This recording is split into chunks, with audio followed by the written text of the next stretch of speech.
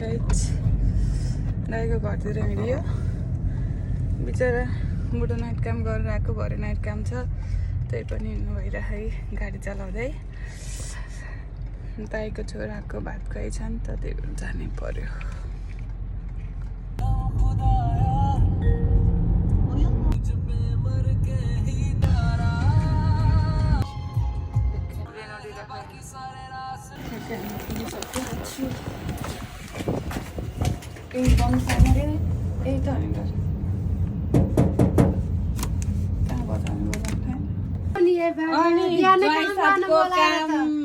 सकेर घर आउँदा 10 बज्छ अनि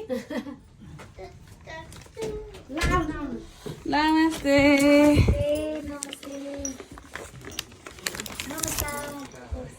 आरुषि च्याङ नमस्ते आफ्नै दिदीलाई हेरेर मक्खा खानु त अहिलेको भिडियो चुचुकी गर्ने होला नि एकला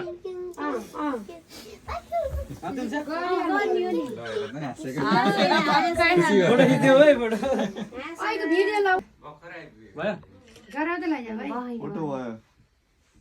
गराउँदै लैजाऊ है गराउँदै म यता ल्याउने हो भयो भयो आर्वेक कस्तो क्युट देखेको त्यो चुच्चोको कोही त दाइ जस्तो देख्यो नमस्ते कस्तो भयो डन अच्छा र यो के पुरै खाने भिडियो भिडियो गर्ने माला गरेको ल फोटो गरेको छ यता पनि गरिरहेको फोटो एउटा खाना बेहुलो माला गरेको फोटो है फोटो कसले खिच्नु भयो हाल त म खिच्छु खिच्नु भएर चान्यु आरसी आरुषि जाऊ न नबोल्नै मुख बिग्रिन्छ है यहाँ तिमी यता एकचोटि राम्रोसँग हेर्नु यहाँ उहाँ भाइको पछाडिपट्टि रहने हुन्छ क्या तिमी त त्यहाँ साइडमा ल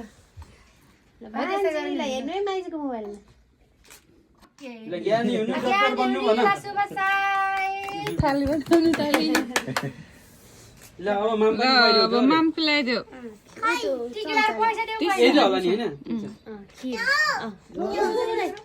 समाउँछ अझ ल पैसा त यो खुवाइदेऊ मा चम्चीमा त चलाउँछ सरी चम्चीमा त चलाउँछ टिस्यु देऊ त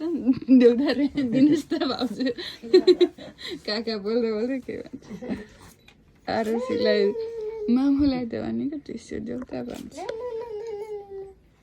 हल हल ए होइन त्यसमा चम्चामा त चलाउँछ चम्ची हल्का ल यति यति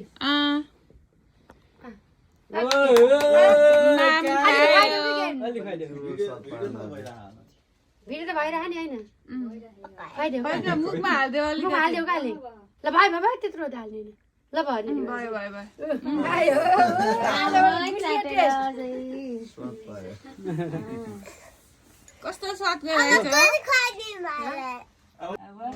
भात खाइमा मामा उसको ठुलो थियो र बाहिर हानि केही हुन्थ्यो भन्ने